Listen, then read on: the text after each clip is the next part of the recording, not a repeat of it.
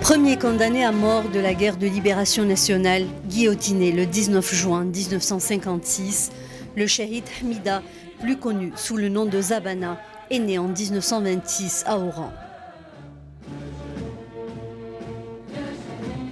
Après des études primaires et un certificat d'études, Ahmed Zabana s'inscrit dans un centre de formation professionnelle où il apprend le métier de soudeur. Il travaille par la suite à la cimenterie de la Kado, dans la banlieue d'Oran. En 1949, Ahmed Zabana adhère au mouvement pour le triomphe des libertés démocratiques MTLD. Son dynamisme ne tarde pas à attirer sur lui l'attention de la police française, qui l'arrête le 2 mars 1950 et qui le condamne à 3 ans de prison et 3 ans d'interdiction de séjour. Dès sa libération, il reprend ses activités politiques. Dans la nuit du 1er novembre 1954, il organise avec un groupe d'insurgés l'attaque contre le poste des gardes forestiers d'Oran. Ahmed Zabana fut désigné par l'Arbi Ben Mehdi en tant que responsable de la zone de Saint-Lucien, dans la banlieue d'Oran, chargé de préparer la révolution. Avec le martyr Abdelmalek Ramdan, il dirigea les opérations d'entraînement militaire ainsi que les techniques pour tendre les embuscades, lancer les incursions et fabriquer des bombes à Ghar Boujlida, qui se trouve à Al-Garda dans la banlieue d'Oran, qui était le poste-commandement de la ville d'Oran pendant la Révolution. C'est à la bataille de Ghar Boujlida en 1954 que Ahmed Zabana fut capturé par l'armée française. Après avoir été atteint de 2 balles, il fut emprisonné à Oran le 3 mai 1955. Le 19 juin 1956, il fut transféré vers la prison Barberousse Serkadji pour y être guillotiné, laissant derrière lui une lettre qui a fait vibrer l'opinion publique. Mes chers parents, ma chère mère, je vous écris sans savoir si cette lettre sera la dernière, et cela, Dieu seul le sait. Si je subis un malheur, quel qu'il soit, ne désespérez pas de la miséricorde de Dieu, car la mort pour la cause de Dieu est une vie qui n'a pas de fin, et la mort pour la patrie n'est qu'un devoir. Vous avez accompli votre devoir, puisque vous avez sacrifié l'être le plus cher pour vous. Ne me pleurez pas et soyez fiers de moi. Enfin, recevez les salutations d'un fils et d'un frère qui vous a toujours aimé et que vous avez toujours aimé. Ce sont peut-être là les plus belles salutations que vous recevrez de ma part. À toi ma mère et à toi mon père, ainsi qu'à Noura, L'Houari, Halima, L'Habib, Fatma, Khaira, Salah et Dinia, et à toi mon cher frère Abdelkader, ainsi qu'à tous ceux qui partageront votre peine. Allah est le plus grand. Il est le seul à être équitable, votre fils et frère qui vous aime de tout son cœur, Hamida. Après sa mort, il est enterré dans le grand village de sa région natale. Comment peut-on oublier aujourd'hui ces hommes qui ont payé trop cher afin que l'Algérie ait sa liberté ? Et bien voilà, un moment très émouvant pour nous ce matin, pour honorer justement la mémoire d'Ahmed Zabana, premier à monter sur l'échafaud de cette sinistre guillotine justement. Et c'était un 19 juin 56. Bienvenue à vous, Mohamed Rabah. Merci de nous accompagner pour ces dates historiques ô combien importantes pour nous. Merci, oui, pour nous tous. Voilà, vous êtes chercheur en histoire, auteur de plusieurs ouvrages, notamment Des chemins et des hommes, également Talib Abdelrahman, donc oui. Guillotiné le 24 avril. Et nous avons une pensée pour lui aujourd'hui. Également, une pensée aussi pour les 222 guillotinés, donc durant une période très petite, c'est-à-dire courte. C'était entre 56 et 62, disons 59. Et 59, voilà, tout à fait. Bienvenue également, honneur pour nous ce matin de vous recevoir, Monsieur Redouane Benani, ancien condamné à mort, justement compagnon justement de tous ces guillotinés qui attendaient dans le couloir de la mort. Vous y étiez également, vous êtes un témoin vivant de cette période. Est-ce que vous avez connu Ahmed Zabana ? Je pense que... Je n'ai pas connu Zabana, mais son symbole, son parcours nous a marqués et c'est par lui que nous avons eu beaucoup de courage pour continuer, pour faire ça a été un exemple pour nous, Zabana. Oui, et vous avez été arrêté justement juste après cette exécution. Après, oui, vous avez été emprisonné à la même, justement, prison. En décembre 56. En décembre 56. Avec Briki. Avec Briki Yahya, Abdzine, Brahimi, d'ailleurs, ils ont été condamnés à mort avec moi pour les mêmes affaires. Oui. Vous étiez militant, Fidai, du côté d'Elbia, donc à Alger. J'ai milité, j'étais au MTLD, et puis j'étais militant du MTLD, et puis après mon service militaire que j'ai passé en Allemagne, j'ai tout de suite été contacté à mon retour ici en Algérie. J'ai tout de suite été contacté par Briki Yahya. C'était le seul responsable. D'ailleurs, on n'a pas duré longtemps dans nos actions, pendant 6 mois, et puis on a été arrêté. Sur dénonciation, et à l'époque. Voilà, sur dénonciation. Comme ce fut le cas pour beaucoup de Moudjahidines. Voilà, pour revenir aux exécutés, c'était en 57. J'ai été appelé par le juge d'instruction pour une affaire. Je me suis trouvé avec Aïssa Tidir et Saïd Al-Aris et Ahmed Baïra pour une affaire de collecteur de fonds, alors que je n'ai jamais été collecteur de fonds, j'étais fidèle. Oui. C'était la première fois que je vois Aïssa Tidir. Oui. Et la première et la dernière. Oui. C'était là, quelque temps après, il a été exécuté par la mer Rouge, bref. Mm-hmm. Et puis, comme je refusais de répondre au chef d'accusation, au juge d'instruction, sans la présence de mon avocat, c'était des directives qu'on avait par nos avocats et par le FLN. J'ai été puni, et puis je me trouvais le jour de l'exécution de Yvetan, le Khnesh et Honoré. Je me trouvais au-dessus de la cellule des 3 frères. D'accord.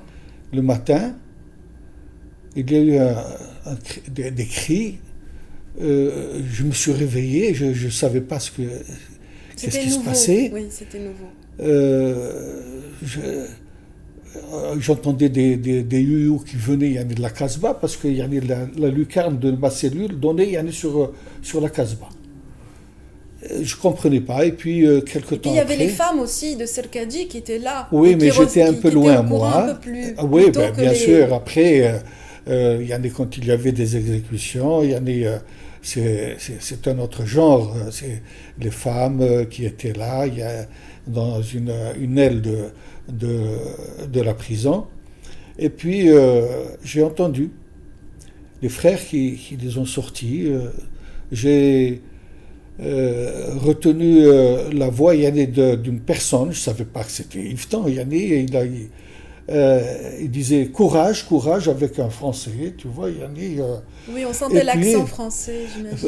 Et puis j'ai entendu Allahu Akbar, Tahiyya al-Jazair. Et puis avec tout ce bruit qui venait de toute cette prison, c'est formidable. Et puis quelques temps après, Yahya Briki était en face de moi, à l'isolement. Il y avait Akesh, il y avait Moufdi Zakaria, il y avait Aleg, il y avait Aleg à côté aussi. Aleg aussi. Alors, ils m'ont appelé, on m'a dit, Erdogan, t'en fais pas, c'est une exécution, c'est Yvetan et ses camarades qui sont passés, Honoré et le Khnesh. Oui. Et puis bon, le jour de l'exécution, vous savez, on fait la grève de la faim, on ne mange pas. Et puis, j'ai passé. Voilà, j'ai assisté c'est difficile, à cette... j'imagine, de revivre ces moments. Oui, parce très, que très pénibles, oui. Nous, c'est comme ça, quoi. C'est comme ça. Ouais. malgré notre courage. Mais c'était dur de perdre des frères dans des conditions aussi barbares, surtout. Monsieur Lebert. Oui, la guillotine. C'était très moyenâgeux quand même. Oui, la guillotine. Maître Mahmoud Zartal, qui a assisté à l'exécution de Zabana, puisque c'était son avocat, m'a dit au cours d'un entretien, c'est un procédé, et il avait les larmes aux yeux, un procédé barbare, d'autant barbare qu'il a fallu se prendre à 2 fois. À 2 reprises, la guillotine s'est arrêtée au niveau du cou. Oui, et il attendait la mort. Zabana, j'imagine, moi, avec le recul, un courage extraordinaire. Il était face à la mort. Il attendait. Il a refusé toute cagoule et toute menotte. Parce que c'est un Zabana. On l'a dit tout à l'heure. C'est un ancien militant du MTLD. Il était à l'os. L'organisation spéciale, on choisissait les membres. C'était pas n'importe qui entrait dans l'organisation spéciale, l'aile armée, la branche armée du MTLD, créée en février 1947. Et il a subi la torture bien avant, puisqu'il a été arrêté en 1950 lors de les arrestations immenses du réseau. Et c'est un prisonnier de guerre. Il faut insister sur cela. Oui. Prisonnier de guerre. Et il a été guillotiné. Tout à fait. Dans le monde, les prisonniers de guerre ne sont pas achevés. Oui. Il a été blessé.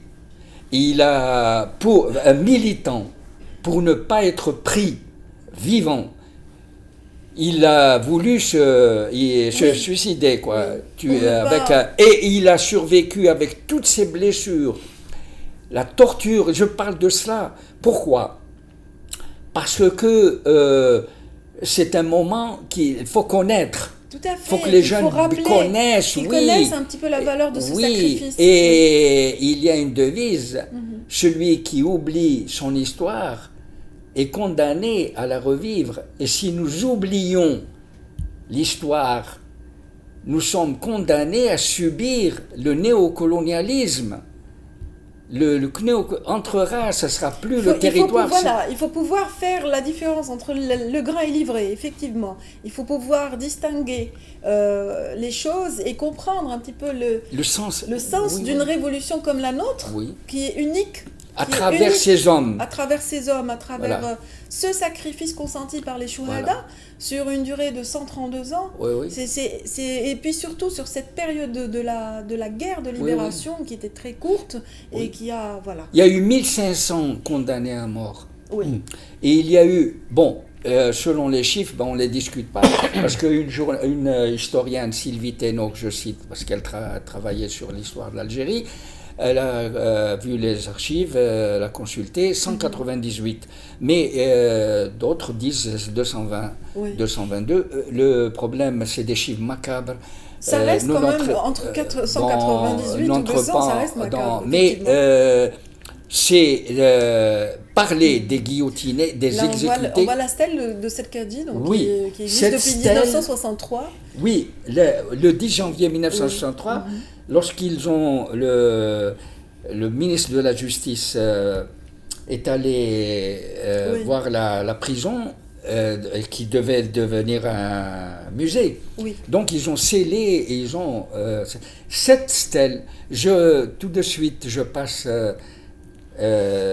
qui est scellée au mur de la prison. À mon sens,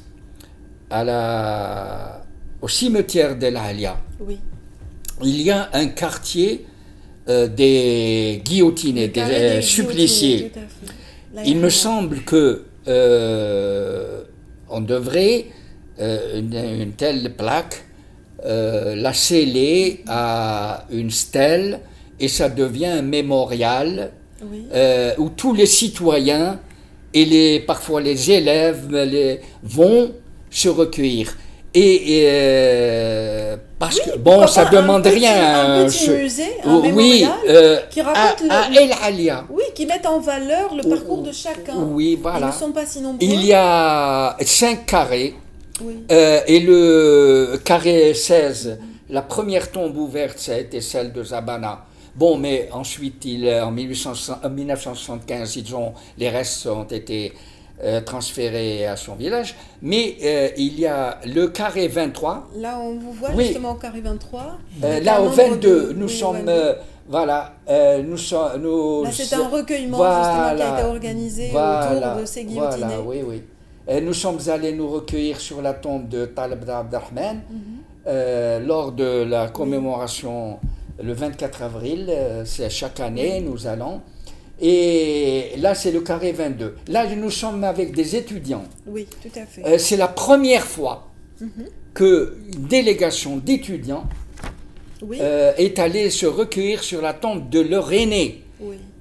Talib Abdelrahman était étudiant en chimie. Et là, ce sont des étudiants en chirurgie dentaire. Je suis en train de leur expliquer le quartier des guillotinés.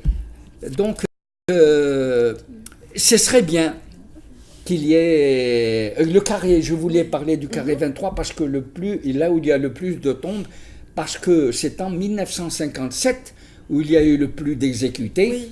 Et en 1957, c'est sous le règne de Guy Mollet, avec son ministre de la Justice qui envoyait à la guillotine, et c'est François Mitterrand qui par la suite a aboli la peine de mort.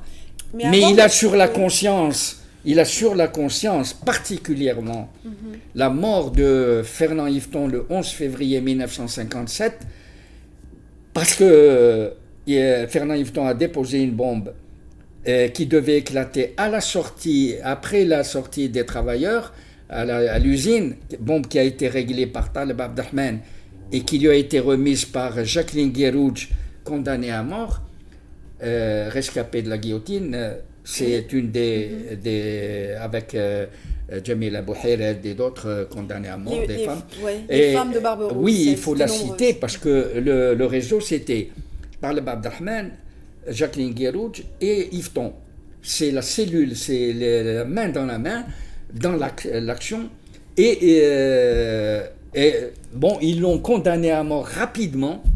Pour l'exemple, pour faire peur, parce qu'ils avaient peur que des citoyens français, puisqu'ils étaient citoyens français, mais algériens, suivent la même voie. Oui, aillent pour leur faire peur. Oui. Et Mitterrand, oui. Oui, tout à fait.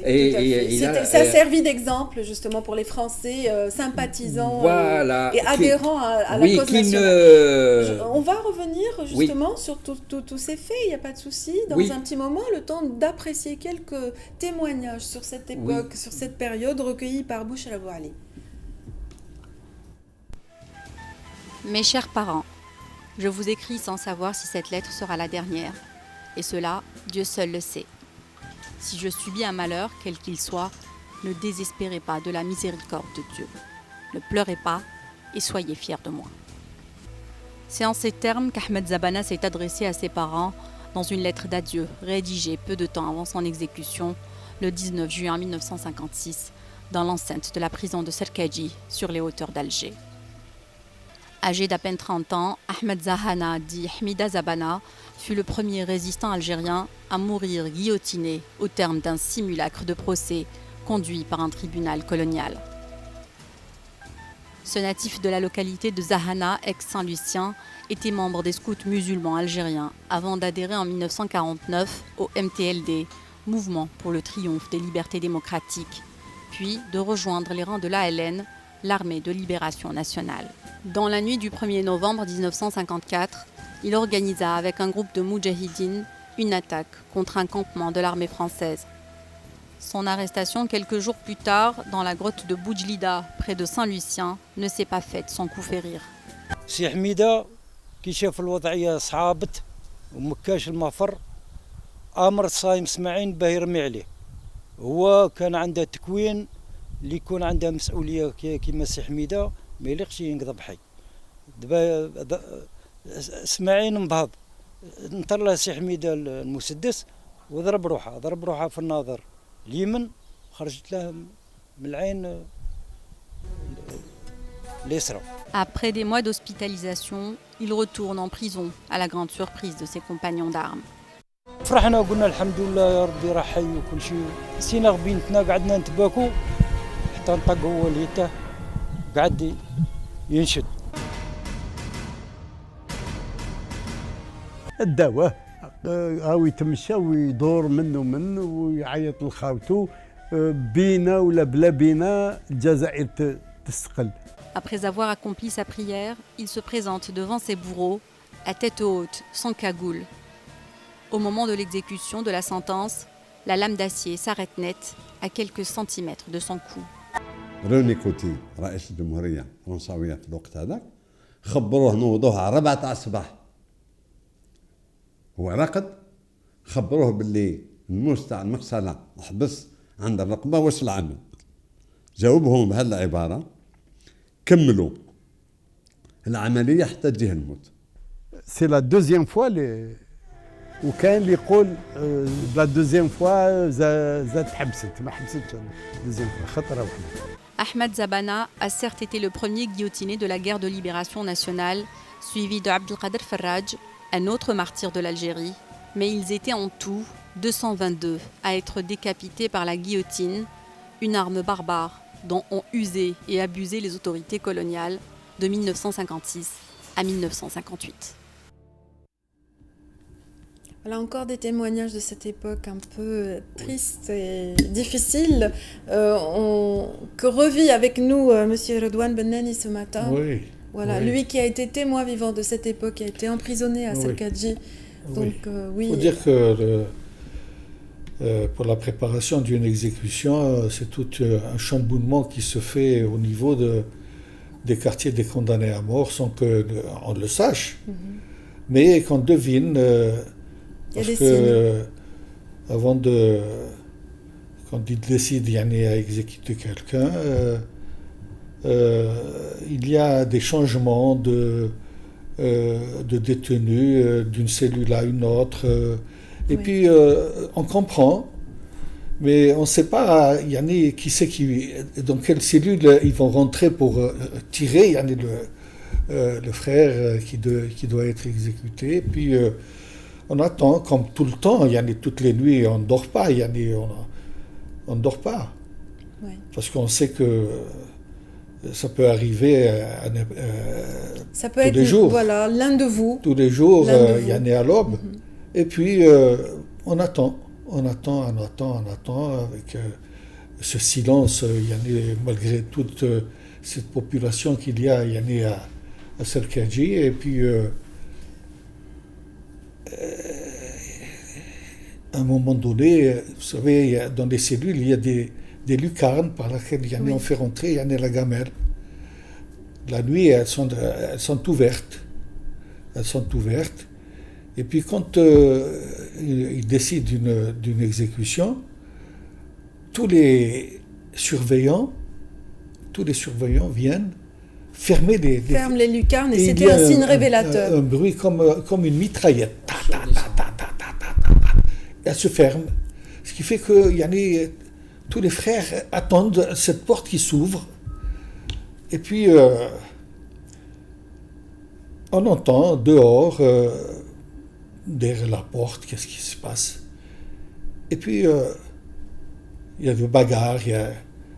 Et puis, bon, c'est après que certains surveillants nous racontent qu'est-ce qui s'est passé.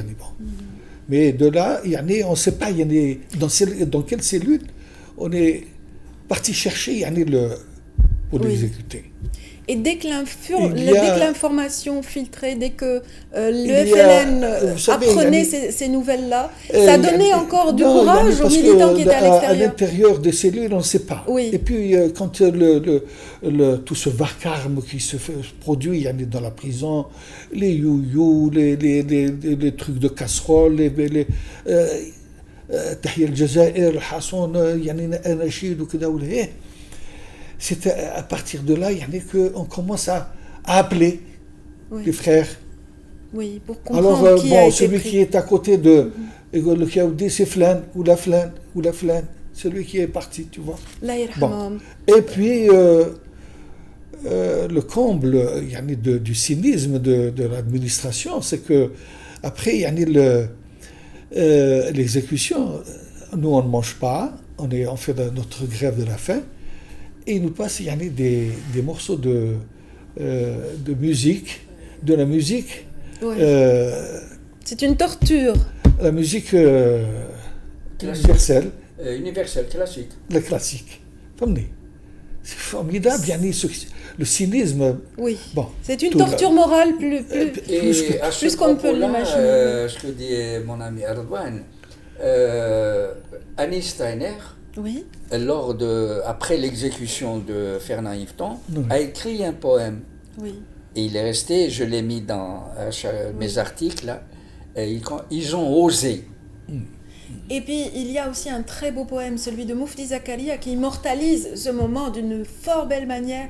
C'est un poème qui m'a marqué depuis mon enfance et qui décrit justement Zabana comme cet ange qui parcourt les couloirs de la mort avec dignité, avec force. Et voilà, nombreux ont été les témoignages qui ont parlé du courage de Zabana. Oui. Il y a un film signé Ould Khalifa, consacré, justement, ouais. qui a été consacré à cette personnalité de la Révolution, à ce martyr de la Révolution. Il y a aussi le livre de Boualem Nedjadi, Oui. qu'on peut aussi rappeler, Viva Zabana. Voilà, et puis aujourd'hui, pour ceux qui ne savent pas, Oui. il y a 2 articles qui vont paraître dans 2 quotidiens différents. Nous les avons ce matin. Oui, tout Ils à sont fait. ce matin. Tout à fait. Moudjahid et l'Horizon ont consacré un article, mais axé Oui, sur cet aspect du mémorial. oui, Les 2 journalistes, ce sont 2 jeunes journalistes. Ben pour moi, qui suis de l'ancienne génération, je suis heureux de Oui. voir que de jeunes journalistes oui. aient compris, et vous aussi, et le Ça- Canal Algérie, qui ont pu vous travaillez. transmettre Oui, voilà. Cela veut dire que la transmission se fait. Elle est importante, elle est vitale, et c'est vrai, d'où l'importance de réclamer peut-être un mémorial en faveur des guillotinés, un espace qui leur soit consacré et dans lequel on peut zoomer sur le parcours de chacun, sur l'héroïsme de chacun. Et ça, c'est très important, effectivement. Dans tous les pays, on peut voir ça. Nous avons certes des musées qui parlent de notre glorieuse révolution, mais il serait peut-être judicieux de zoomer sur ce martyr qui est très particulier. Oui. Qui est très particulier parce qu'il attend sa mort. Il connaît l'heure quelque part. Et c'est très difficile de passer par ce procédé. Oui. Elle pèse un quintal. Cette lame se couperait comme ça. Oui. Et ce qui est... c'est le cynisme. Oui. C'est que... Pardon, c'est macabre, mais c'est que la tête de Zabana n'est pas tombée parce que... Oui, dans le réceptacle prévu à cet effet, non. Elle a roulé. Hélas. C'est horrible. C'est horrible. Parce que Fernand Messonnier, le fils du bourreau, a écrit un livre sur les exécutions. Et il parle justement. Et là, je voudrais dire une chose, c'est à l'occasion de Zabana, ce sont les lunettes de Taleb Abdelrahman. Oui. Eh bien, le bourreau, Fernand Messonnier, s'est disputé avec un de ses collègues pour prendre les lunettes. D'accord. Et les lunettes de Taleb Abdelrahman, c'est un symbole, ce sont celles qui l'ont permis de travailler, d'étudier, d'être chimiste et de régler. Ce sont je crois que c'est pour cela, il les a prises, elles se trouvent en France. Oui. Et ce sont des les réclamer, je ne sais pas comment. Mais il faut parler... Des accessoires qui ont quand même leur symbolique, vous le dites si oui, bien. Qui ont leur symbolique, voilà, tout à fait, surtout pour Taleb Abdelrahman, ce guillotiné. Rappelons aussi que ces exécutions sauvages et un peu barbares se faisaient des fois en multiples, c'est-à-dire qu'il y avait des quintuplés, voilà. Oui, dans 16 la même exécutions journée, doubles, il y a eu voilà. 15 multiples, Oui, il y a oui. eu dans la même journée 8. À l'échelle industrielle. Oui. C'est macabre. Oui. Et ils ont été enterrés clandestinement à l'aube. Oui. J'avais parlé de la première tombe ouverte, celle de Zabana. Oui. Et je veux dire mon sentiment puisque j'en parle dehors. Zabana est un héros national. Il me semble qu'il aurait été bon Judicieux, de le laisser là où il a été enterré, à El Alia, pour que c'est un héros national. Oui, il appartient à toute la nation. Voilà, il nous appartient. Il n'appartient ni à Oran, ni à son village natal. Pour que ce mémorial-là, que l'on aille, par exemple le 19 juin, on aille nous recueillir symboliquement sur tous les voilà, on va oui. se recueillir sur Et le jeune Boualem Rahal, le plus jeune exécuté. L'exécution de Zabana éclipse souvent celle de Abdrad el-Farraj qui a suivi. Oui. C'est-à-dire que c'était le même jour et souvent c'est un peu injuste, je trouve, d'occulter aussi cette exécution qui est importante. Même c'est formidable. héroïque. Jusqu'à présent, Oui. on ne parle pas de Farraj, mais c'est pas possible, quoi. Oui. Parce qu'il a été militaire. Moi, j'ai été militaire, moi aussi, dans l'armée française. Et combien il y en a d'officiers, combien de militaires. Il a fait un travail extraordinaire. Formidable. Daïdi, Takhdar Borga, c'était des militaires. Ils ont fait la même classe que moi. Ils sont nés en 1933. Tous ceux qui... Et puis, moi, j'ai été poussé par le MTLD à partir, faire mon service militaire pour essayer d'avoir une instruction. Personne ne remet en question l'héroïsme de Farraj. C'est juste que ce n'était pas le premier. C'est juste qu'il n'était pas le premier à monter sur l'échafaud. Et c'est ce qui a un petit peu éclipsé son martyre. Mais à travers vous, messieurs, justement, nous rendrons hommage à Abdelkader Farraj et à ces 222 guillotinés de la Révolution. Gloire à eux, gloire à nos martyrs et merci. Merci. Il ne faut pas oublier que pour que nul n'oublie.